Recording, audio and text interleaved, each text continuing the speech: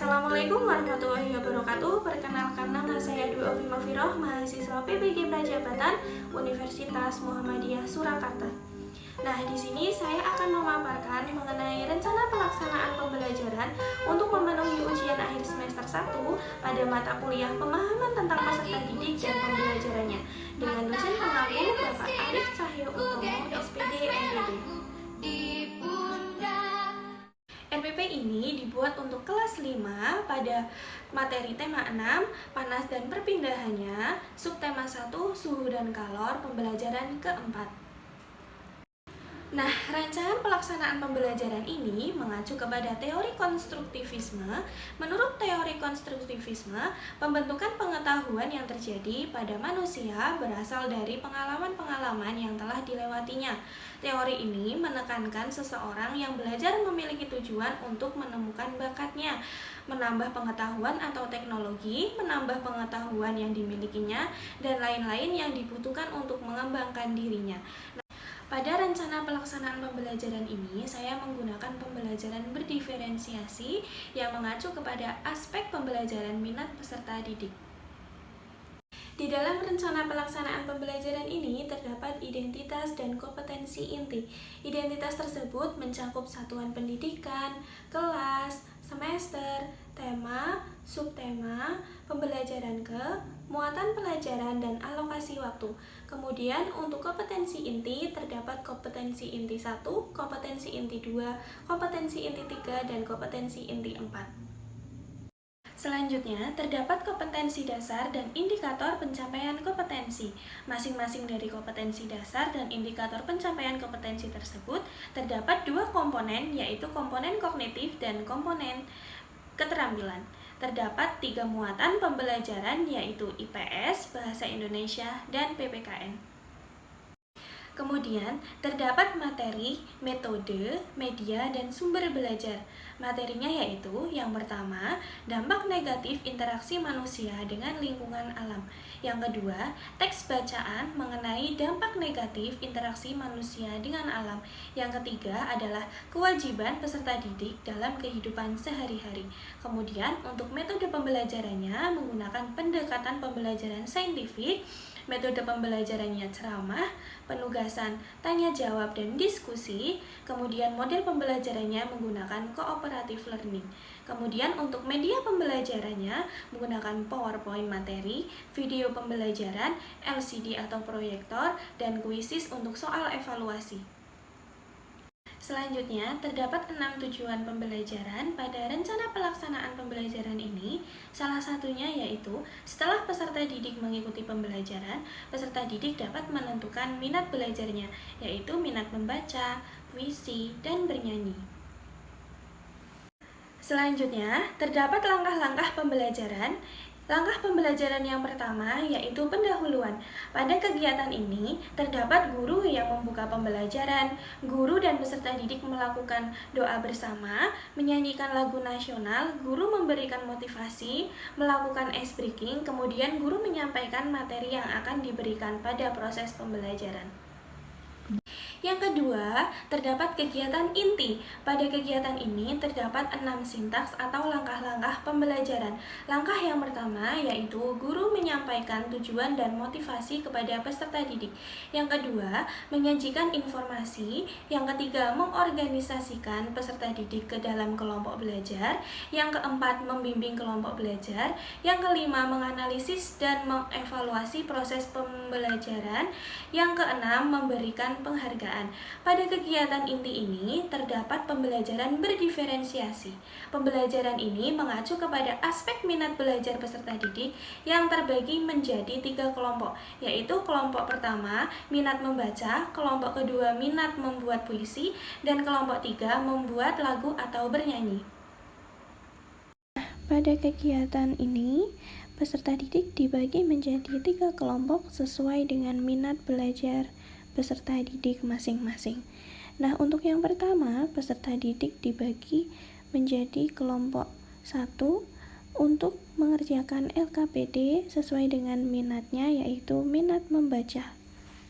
Peserta didik akan membacakan bacaan yang sudah tersedia sesuai dengan minat yang dimilikinya, yaitu membaca bacaan pengaruh negatif interaksi manusia dengan lingkungan alamnya. Nah, pada kelompok 2, peserta didik berkelompok sesuai dengan minatnya yang dimilikinya, yaitu minat membuat puisi. Puisi ini mencangkup tentang dampak negatif interaksi manusia dengan alam. Kemudian untuk kelompok ketiga, yaitu berkelompok sesuai minat yang dimilikinya untuk membuat sebuah lagu mengenai kewajiban anak di sekolah maupun di rumah. Setelah peserta didik melakukan kerja kelompok sesuai dengan pembelajaran berdiferensiasi melalui aspek minat belajar peserta didik, kemudian peserta didik mewakili kelompoknya untuk maju ke depan mempresentasikan hasil dari kerja kelompoknya. Setiap perwakilan kelompok untuk dapat mempresentasikan hasil dari kerja kelompoknya dan mempresentasikan di depan kelas. Untuk kelompok pertama, yaitu membacakan teks bacaan mengenai interaksi manusia dengan lingkungan alamnya.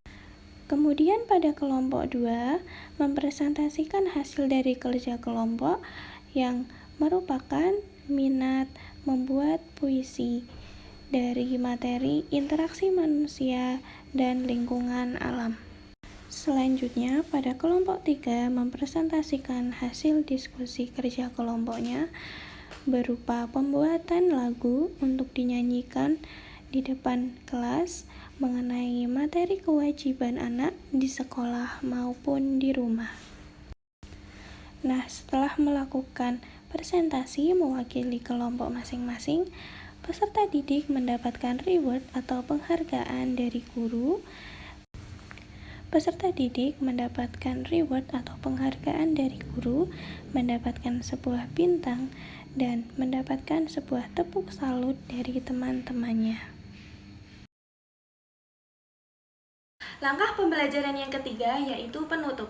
Pada kegiatan ini, peserta didik dan guru merefleksikan proses pembelajaran yang sudah berlangsung. Peserta didik mendapatkan motivasi dari guru kemudian melakukan doa bersama. Selanjutnya, terdapat bahan ajar yang memuat dari mata pelajaran IPS, Bahasa Indonesia, dan PPKN.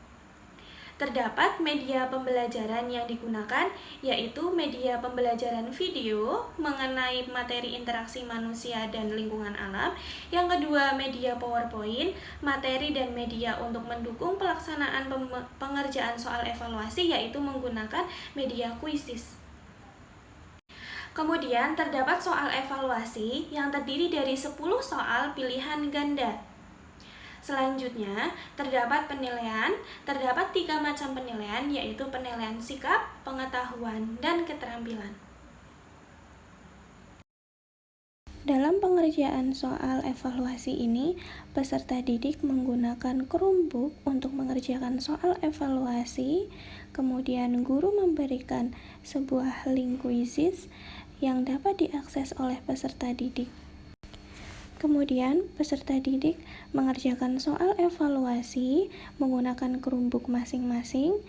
Di dalam soal evaluasi tersebut, peserta didik dapat mengakses soal evaluasi berbasis Quizizz sejumlah 10 soal pilihan ganda yang dapat dikerjakan masing-masing oleh peserta didik.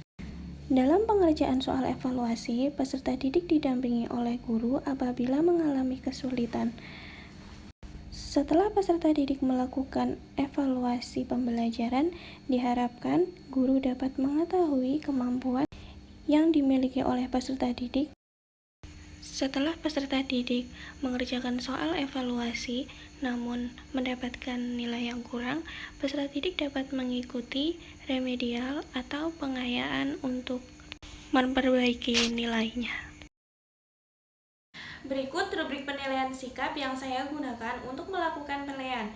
Rubrik penilaian sikap ini terdiri dari sikap disiplin, tanggung jawab, dan percaya diri. Berikut ini kisi-kisi instrumen penilaian yang saya gunakan untuk mengetahui ketercapaian belajar peserta didik. Berikut ini merupakan indikator penilaian keterampilan. Setiap kelompok memiliki indikator penilaian yang berbeda. Penilaian dilakukan berdasarkan kelompok aspek belajar berdiferensiasi, yaitu aspek minat belajar peserta didik. Sekian pemaparan rencana pelaksanaan pembelajaran yang sudah dibuat. Apabila ada perkataan yang kurang berkenan, saya mohon maaf. Wassalamualaikum warahmatullahi wabarakatuh.